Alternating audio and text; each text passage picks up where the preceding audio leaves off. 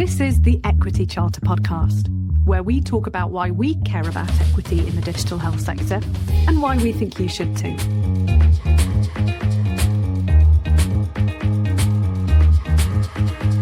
Welcome to this week's episode of the Equity Charter podcast. My name is Aisha Rahim and I'm a psychiatrist and Chief Clinical Information Officer working in the NHS. Along with my colleagues Hassan Chowdhury and Victoria Betton, we developed 10 principles for embedding equity within the digital health sector. So for this week's episode, we'll be looking at Principle 7, which is digital products and services are designed equitably. So here to discuss this topic with us today, we have our two experts, Lia Ali and Pete Nuckley. Welcome and thank you for joining me today. Fabulous. Thank you for having us. It's nice to be here. All right, so let's get started. Lia, do you want to tell me a bit about yourself first and your current role? Sure. Well, first of all, thank you very much for inviting me. It's always nice to chat with you both. So I'm Lia. I'm a doctor, and then I have trained in a subspecialty, so in psychiatry. And where I have conducted my clinical practice is actually at the interface between mental health and physical health. So I've spent most of my career seeing patients clinically who might be under the care of a medic or a surgeon, and I might see them in an acute hospital setting or actually out in the community. And during that time that I've been working, I have spent quite a lot of my career building services that go across these kinds of organisational silos. And what I've always tried to do is underpin that with something called the biopsychosocial model. So that all that simply means is thinking about people in the full context of how they present. So thinking about the biological, psychological and social factors that affect them. And I've done that frontline in the NHS. I've done that in industry in various guises, which I can talk a little bit more about if you want. And I've also done that in my role at NHS England as a clinical advisor, advising on different policy areas and within national services and products. Thanks, Lia. And same question to you now, Pete. Thank you for having me on. I should say my introduction will not have any of them big words in. I would like to go first from now on, so then I'm not as involved.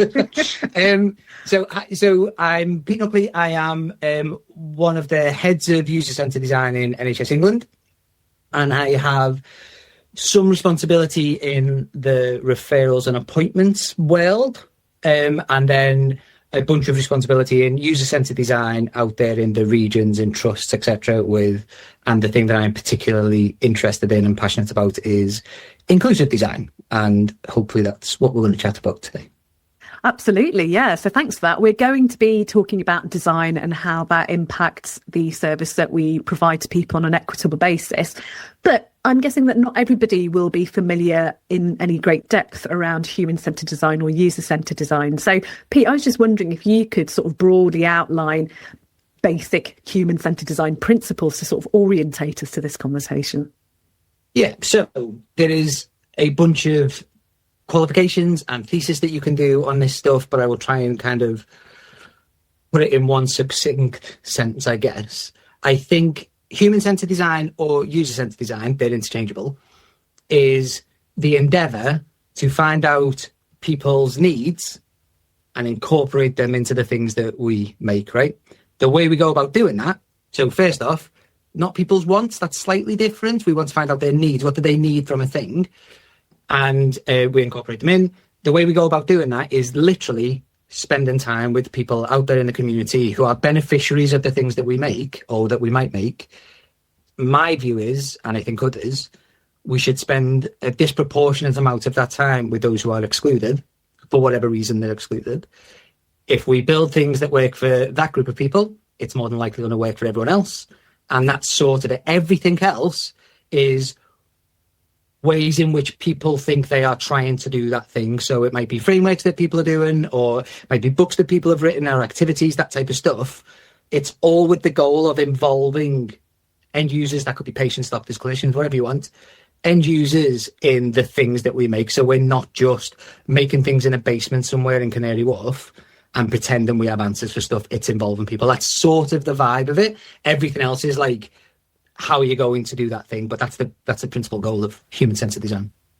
And thank you for laying that out so clearly for us. And it's really interesting to me because what you're saying sounds like such a no-brainer. It sounds like such an obvious thing to do. And yet I don't think this approach is necessarily fully embedded everywhere that we do service design or transformation or digital transformation. I just wondered if you had either of you any perspectives on why this seemingly very obvious thing doesn't get done. It's just people don't know what they don't know, actually. So I am also design trained and came to it quite late in my medical career. And one of the kind of biggest things as I was doing my design training at the Royal College of Art was realizing that some of the methods that we use, for example, in the NHS, continuous improvement, quality improvement, actually come under the banner of this whole big field of design research methodology. And the other industries have been using this for decades, but we've been using actually only a fraction of the tools that we could do under the banner of quality improvement. So I don't think it's revolutionary for people, actually, because we've got this ethos of innovation and change and improving outcomes. But what we haven't had access to is that whole existing world of design thinking and design research methodology. And that feels quite positive to me. That feels like a real opportunity, because there are a whole suite of tools and people with professional training that we, like Pete, that we can tap into to really, push forward this endeavour of trying to improve health outcomes. Yeah. One thing I'd just add quite quickly, sorry, is to agree with you there, Leah. I think sometimes user-centered design, we put like this face on like it's a new, different thing, right? And it's this impenetrable thing, when actually a lot of the NHS talks about patient-centered care. That's only a hop, skip and a jump away from user-centered design. We're saying the same thing, right? That like the person who should be involved is probably the patient, if it's a patient-facing thing. So I think we're all circling around a similar thing. The question becomes, for me, how do people like me not just preach everyone should be included and all of this noble soapboxy stuff I tend to do? The next step is, okay, so how? What's the thing that everyone can do? What's the first point that everyone can do? That's where I think the sort of big change might come. And one of the things I was really intrigued by what you were saying, Pete, is around taking that step further into inclusive design specifically. And you mentioned something about if you can get it right for that cohort, you're likely getting things right for a much wider population. I just wondered if you could put a bit more flesh on the bones to that, because it sounds like such an interesting concept. So, yeah, I'll give a kind of blunt-ish example, right, that if I need to get into the building and work, so this isn't a digital example, if I need to get into the building and work, what I might want is some steps going in to that building because it's raised a bit. But I need to get into the building. I want steps, I need to get in. A ramp going up to that building means that someone in a wheelchair can get into that building. It satisfies their needs, but I can also get into that building. It satisfies my needs. So that is just the theory, right? So there's lots of complicated things in digital, but that's the kind of world we're trying to get to. Now, the difficulty is for all of mine and Leah's and yours and other people saying everything should be an inclusive, equitable service. There's not actually a service that we can point you to that goes, they've done it, like they win. That's perfectly equitable. It's a goal for us all to kind of go towards. So I think what I'm trying to say is, I don't know anyone who disagrees with us that things should be equitable. But what we need to kind of reckon with is just better than yesterday a good step? Is twice as good the step? Like us moving forward is a good thing, but just to kind of cap this rant off. For whatever reason, because I'm a bit of a geek, I happened to be reading the NHS Constitution yesterday. And point number 1 in the NHS Constitution is the NHS provides a comprehensive service available to all. It's sort of just in the rule book, right? We just have to do this stuff, whether it's us preaching about it or not. It's sort of just baked into what we have to do. So we should probably put some effort into doing that. And we'll talk a bit later on, I guess, about some activities that might help that. I've got an example, Aisha, that I think illustrates why we should do that, and that's the example of the OXO peeler. So there's a very famous example where the kind of classic Y-shaped design of the OXO peeler was supposedly, and allegedly designed for somebody with rheumatoid arthritis because of the improvement in grip strength.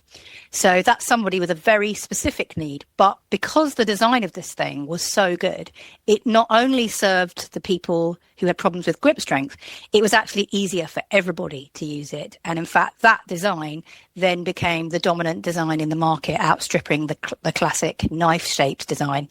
So I think often it can feel like engaging in inclusive design is something that's complex and a bit of an expensive or a difficult thing to do, where I take the stance that actually, if you think about who's using our services, and I think this is something as a clinician, we actually do innately because we are there seeing the patients. We know who comes with these problems. We are already trying to tackle those things. And so it's not really a big step to understand that, okay, the majority of people, the biggest percentage of people needing our NHS health services are people who are at risk of inequalities. And so if you design for them, you are designing for the people that are using the service. And actually, if the Oxo-Peeler stories tells us anything, it's that if you design for those people, it also means that everybody else in the population is probably going to have a better experience. And you've tackled lots of things all in one go. It's a win-win. Yeah, and those are two both really tangible and relatable examples. If I think about my vegetable peeler, I've got the Y-shaped one. We also have a knife-shaped one, but I always go for the Y-shaped one because it's so much easier to use. I just wanted to explore a little bit, Lia, about your role as a clinician in design. You've touched on this briefly just now already, about the advantages that you can bring as somebody that comes from a clinical background into this sort of design space, really. So when I started my design training, the course that I was on was really interesting. It was half clinicians, scientists and engineers, and half people from a design background. So people who've been working as product designers, graphic designers, etc. And one of the kind of earliest things they did was show us where the overlaps in our work was. And what was kind of really, really interesting to me is that job that we do when you're a clinician and you have somebody bringing their experience to you in your consulting room, wherever, or you're visiting them in their home, you are taking in what you should be doing for doing your assessment properly. You are observing, you're listening, you're analysing all of those needs that person is bringing to you. That is literally what a designer does. And you are using your training to kind of filter and understand what's happening for that person in a way that you can, in the ideal scenario, together build a management plan that will address what that person's health needs are. That fundamental skill set, I think, is one of the key things. It's core to being a clinician. It's core to being a designer. I don't know if you would agree with that, Pete. It's kind of the fundamental of what you're doing. So what I try to bring to the kind of clinical design scenarios that I work on is that understanding from a clinician perspective, not from a patient perspective, from a clinician perspective of how the service works, what are the barriers that are usually in place, and to put that in the frame of when we're building digital services, which are quite often one step removed from that patient experience, is to bring that together to try and get that understanding of what's the reality here of this person's need and the system need, and bring that together into a cohesive design that's actually going to be give everybody the right outcomes. And it's really interesting to me, obviously, that you've come from not a design background, but from a clinical background, and sort of thinking about some of the barriers that people might have to dipping their toes in the water and feeling that they have to be a design expert with a number of qualifications. But it sounds like obviously you have embarked on qualifications, but you don't need to have that background to think and be thoughtful about design. Is that both of your experiences? 100%. So my first, what I would say, a design intervention was back, over a decade ago, when I was working on one of the first patient-held record systems in the country that we were developing in the mental health trust that I was working in. And I was asked for my advice because they were having a problem with signing people up for this patient-held record. And I listened to the team, I listened to, I had a look at what they were doing. And what became quite clear was that within the way that they were trying to deploy this bit of technology, it was aimed at patients, but they were going through care coordinators, the health professionals who worked directly with the patients. And it was the care coordinators who were talking to the patients about whether this might be something useful for them. And one of my kind of earliest design interventions long before I had any design training at all was to recognize, okay, this technology is trying to address patient need, but actually, in order for it to be able to do that, you are deploying it through the care coordinators. So you have to understand the care coordinators' need. And at that time in the trust, there was a metric that care coordinators were measured by, which was, have you shared your care plan with the patients who are under your care? So one of the things we said was what I said to the product team was that one of the things you need to do is you need to say to care coordinators, you need to deliver on sharing care plans with patients. So you could print them out and give them to patients. That's what most people are doing. But you could also explore with patients whether they would want to access their care plans and go through them with you via the digital route. And actually, there's this whole bunch of other things that actually might be useful to the patient. So that's meeting a need for the care coordinator and meeting a need for the patient. When they did that we basically got in place an agreement from the trust that if care coordinators shared care plans through the patient health record, it would count towards their own team metrics. Adoption went up about 200% within the first couple of weeks of doing that. And I would say that was my first, only years later when I had my design training, I realized, what I was doing was mapping stakeholders, mapping what their needs were. I didn't know that language. And I think there are lots of people in the system that intuitively do this. And it's all about knowing the work, actively listening and improving your understanding of the actual work and what you're trying to achieve. And you can do quite simple things that actually move that work on significantly. Yeah, that's really inspiring. And Pete, I was just going to come to you next, actually, because as Lia says, it sounds like there's a lot of interest in this, and some people are thinking in this way without putting those words to it necessarily. But I'm also guessing there's a lot of activity that goes on under the rubric of design, which is actually more consultation rather than co-production. And I'm just wondering if you could say a little bit about the difference between those two approaches. Yeah. So this is really interesting, right? Everyone's, I think, heart is in the right place with this stuff. So even if I sort of shoot holes in some of it, I'm not meaning to. Everyone is trying to get patients involved, and that's great. All clinicians, whoever it is. For me, there is a line, right? And on the one side is consultation, on the other side is co-production. And if we rattle through what's on this line really quickly, consultation is sort of poke your head in, ask some questions, disappear, and then you do something. User-centered design is you spend a bit more time with people, but then you still go off and make the thing in a basement somewhere. Co-design is probably you ask people some questions where they feel most comfortable, and you make things whilst they're there and go, what do you think about this? And do you have any ideas, etc.? And co-production is all of the above, but those people have equal decision-making powers. Now, the worrying thing is, well, not the worrying thing is, the thing that happens in the health system is all them words are used interchangeably. And maybe that's all right. Maybe you just use whatever word gets you your funding. But the more we get down the end with co-production, where we're with people, designing with people, and they help us with decisions, the kind of better it is, because we have to have a sense of humility to do that. Whereas the other stuff can be fairly extractive, rather than giving people the power. And one of the kind of like little secrets about co-design and co-production is if you do it with people whilst they're there, they also become the advocates for the thing that you've made. So they run off into their communities and they are your advocates. And is, time and expense and all that, and I get it. But the more we can move down to that co-design, co-production end, I think the better our services will be.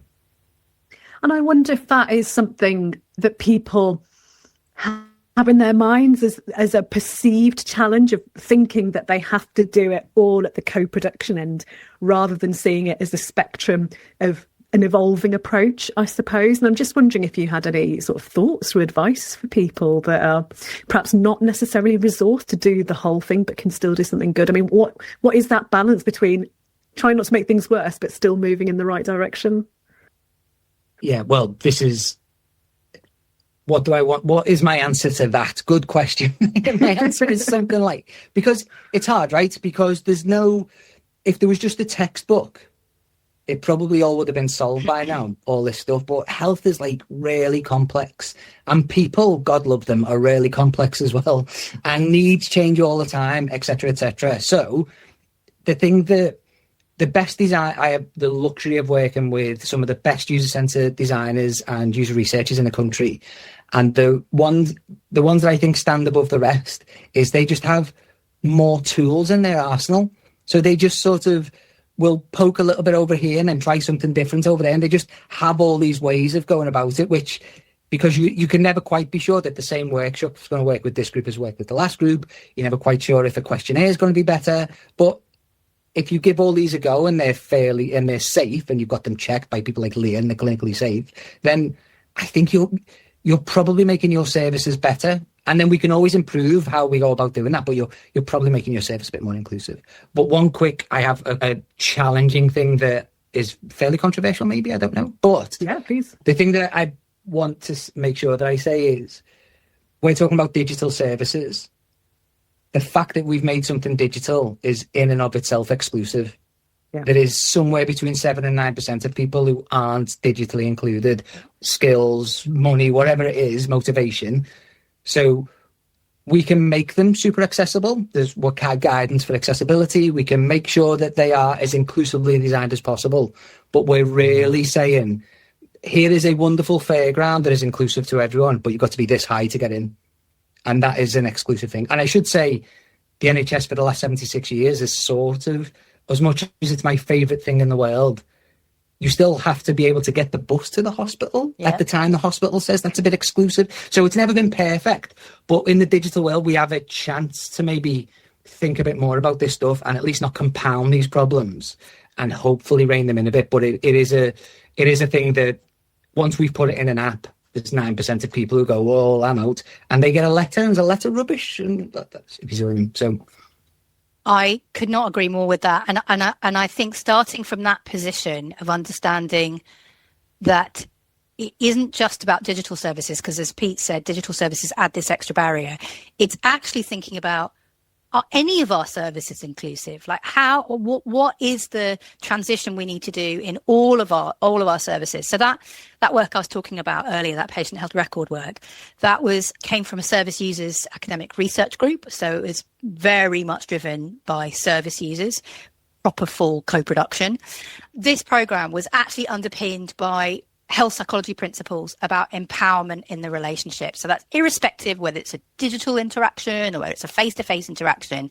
It started from the contention that most of our service, especially in the globalized north, are highly medicalized. You've been saying loads of big words, Pete. You've said extraction and you've said constitution. So I've got some big words, but I will explain them. So that, mostly our services at the moment in healthcare are focus on the biology, they focus on the medical bit, and they're very transactional. And they can be quite transactional. And when you move from a human system where the human is taking care of that bit that's transactional with how they build a relationship, and you move to a digitized version of that, you're also losing the ability to keep that really high quality, compassionate relational care, which isn't always done well. We do not always think about how that patient is going to get to the hospital. And if you digitize it, you're adding in extra barriers. So I really think it's really important for people to reflect on the core service offering. How do we make this as inclusive as possible? Are we really serving people in the best way before you get even anywhere near about thinking about how you digitize it? One of the big things in some of the work that I'm doing at the moment is within the neighborhood program. And this is very much about that. It goes across all aspects of care. It's everything from the buildings, the locations, and it's all very much geared around how do you build people-centered services that are grounded in the reality of people's lives, not what we currently tend to do, which is we make people come to us. We make people come to the system. Pete's point about you've got to be able to get the bus to, wherever the hospital is. And on top of that, it's a model that focuses on this physical health acute hospital approach. And I think until we tackle those things, we're really not going to get to the heart of having properly people-centred services. Yeah, no, that's a great point. And just, in fact, picking up on your point about neighbourhood and this shift to community working, that kind of really dovetails really nicely into the kind of work that you, Pete, do with your teams in terms of getting out there and supporting people in the field, as it were. And I'm just wondering if you've got any specific examples of where you've helped and assisted teams to think about moving along that spectrum of co-production in terms of getting out there and doing. So I think if I had any benefit to teams, it's somehow like giving them permission that they didn't need in the first place, but going, man, it sounds like a great idea, go do that. I think there is something in, we sort of feel like we're being blocked when we're not, right? So the thing that a couple of lifetimes ago, before I worked in NHS England, I worked for a wonderful charity called Good Things Foundation, which is a digital inclusion charity. And they have this relationship with like 5,000 community centres.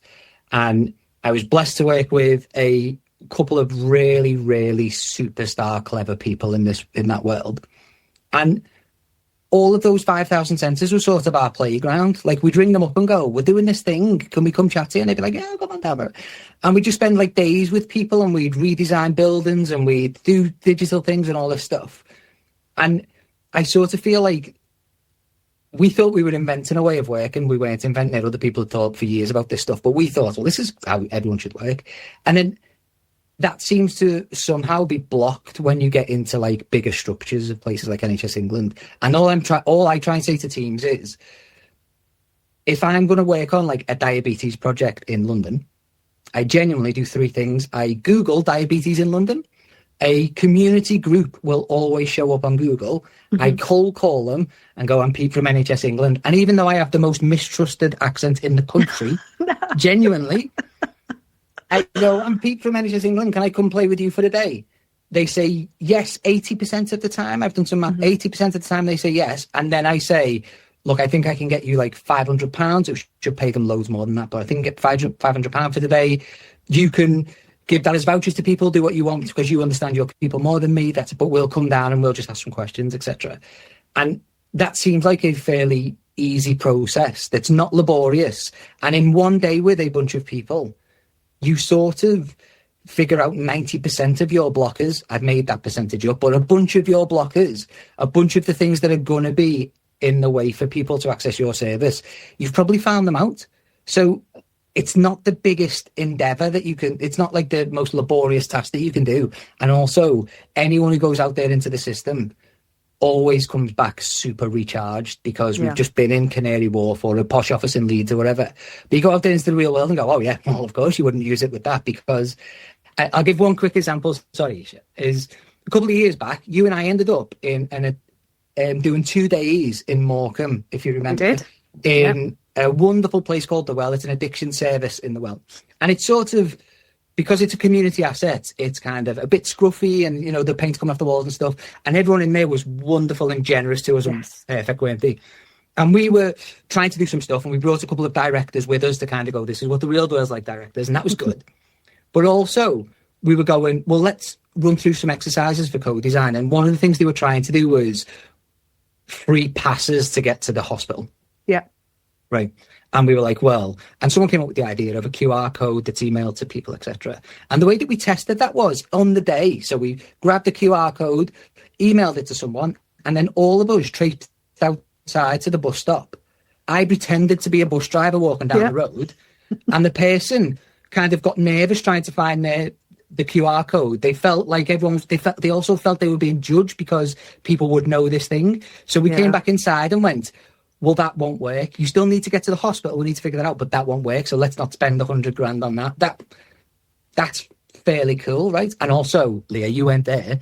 I went out to get some fresh air during that day because it was quite a heavy 2 days. Came back in, and and a lovely lady called Linda were just singing Leonard Cohen's Hallelujah on a guitar with these bunch of strangers we didn't know. It was remarkable. And I walked back in, and this choir was singing. I was like, what is going on? It was great, it was. Honestly, it was such a fantastic experience. And I have to say, we all come across these points in our careers, don't we, that seem to be real inflection points for how our perspectives are changed. And that 2-day workshop that you and colleagues from your team came and supported us with was one of those moments for me. And I will absolutely never forget that experience of going to an excluded group instead of expecting them to come here, testing out those ideas, getting it wrong, and that's okay because that iteration is part of the process. And yeah, you're absolutely spot on in terms of that renewed enthusiasm, vigor, and just really embracing the ethos of what we're trying to achieve and the real tangible benefits that can have to community. So yeah, an unforgettable experience for more reasons than one. And this is reminding me of the one time Pete. We didn't go out together, but Pete came to one of my workplaces. Don't know if you remember this, Pete. There was no singing involved, but it was really quite stark in terms of understanding the experience. You were doing some work with administrators in that place. I don't know if you remember this. And I remember them telling us a story about them trying to do their work when they had cannabis smoke coming through the window out of, and it's like, that is the reality of their working life. So while you're trying to, set up new swanky systems or whatever, understanding actually what people deal with when they're trying to do their jobs or when they're trying to access health services, etc., is super important to you knowing what's actually going to work. And that would never come through in the report that we would write, Leah. Like, you can't, until someone's told you that and you've saw the window and smelt it yourself and stuff, like, it never comes through in like the write-up that you do. So the more people we can get out there, the more people who go back into boardrooms will go, well, that won't work for me, who I met last week, so we're not doing that. It just feels like a no-brainer. It's really hard, I think, for people to step outside their own experience, and that's what's needed. There's the kind of like commonly said phrase in user centered design, which is "you are not your user," but you have to actively put yourself in that position. It's very difficult actually to overcome your own biases because you're just not aware of them, and so until you broaden that experience and you are putting yourself in the situation where you can really see what people are experiencing, you just can't do a good enough job designing services for them. And I wonder actually whether as clinicians we are particularly prone to this pitfall, because the fact that we are patient facing, I think, lulls us into a false sense of security about us understanding. Yeah, we think we know it. Yeah, exactly. So it's almost more important for us to sort of set aside our assumptions and actually just start from scratch, because there is no substitute for going to people and actually asking them. Because I still remember that event in Morecambe and how the preconceptions that I came to that conversation with completely blown out of the water from just having very early conversations with the participants in the room there. So yeah, definitely something for us all to learn from there. And I suppose kind of moving on to sort of trickier territory is about how do we measure the impact of digital equity? How do we know when we're doing this well? So this is a good question. So this is really difficult to measure. The two quick things I would lean on is, one, places have done the heavy lifting for us in how to make things as inclusive as we know how to do now. So you've got things like WCAG 2.2, which is like a standard that we need to hit. So it's just the minimum bar. The NHS has got a whole service manual that if you're doing work in the health sector, clever people have been out there and figured out whether this stuff is good or bad or not, and they've just given it to the world. So use that. How we measure it, though, I think we fall down the wrong rabbit holes for measuring sometimes. I'm not a statistician, but I think we sometimes measure things in like money saved and it's a bit icky and sort of cute and did not attend and stuff, and they're useful in their place, but our only measurement, as far as I can tell, for equity is, are the health outcomes the same for everyone? That's got to be the measurement, I think. And then you need a load of things under that I'm not clever enough to understand. But if everyone is getting the same health outcome in a pathway, then it's fair to assume it's equitable, and I'm almost certain that's not happening right now. So that's not a bad starting point, I think. But Leah, I don't know if you have something different. Yeah, I mean, in the work that I think where we've tackled this the best, it's where we take, big word coming up, Pete, a transdisciplinary approach, which very simply means you take the sort of outcomes that you traditionally look at in user-centered design, which quite often can be, from an industry perspective, they can be quite commercial metrics. So, it's numbers of users actively using your product, etc., that kind of stuff. And marry that with the kind of academic medicine approach. So, for example, when we were looking at work in musculoskeletal conditions, so digital therapeutics for people with musculoskeletal conditions, just take back pain alone. There are well-known, well-researched groups of people who are at risk of health inequalities, who disproportionately suffer with back pain, more likely to have to go on sick leave. There's a whole evidence base out here. We don't need to do that research from scratch, and certainly we shouldn't be asking teams who don't have that training to do that. So a transdisciplinary approach means simply looking at that evidence base. As part of that discovery work, you identify where those issues are. You identify that people in low socioeconomic groups are more likely to have recurrent back pain and to be in the group that needs to take sick leave from work. And so you target your research, your user research at those groups. And it actually, one of the ways that I've got adoption for this, particularly in industry, is because it shortens your research cycles. One of the big complaints about UCD is that it's expensive. And from my observation is that because people are often trying to invent the wheel again, and actually you've got an evidence base there, you should use it. There are loads of good academic institutions, patient-facing, people-facing institutions like the Good Things Foundation who have evidence around these areas, and we should be using that to construct how we do our work. And that can also inform the sort of metrics that you want to look at. You want to look at a percentage reduction in X or Y in this particular protected characteristic group, because that's what the evidence tells us is going to give us the biggest impact with our services. Thank you. That's really clear. So we're just moving on to the end of the podcast now, and I'm just going to come to both of you in turn to see if you've got any final top tips for people that are either wanting to dip their toe into the water or wanting to try and start doing this in practice. So any last pearls of wisdom from you both? So my top tips, one is a fairly combative top tip, and I don't mean it to be, but a sentence that I've been using more recently, which seems to turn some heads, is we've been talking about equity and why things should be equitable. If we flip that over, I've started to say to people, and this is not like the best way to say, but I've started to say to people, well, tell me who it's not for.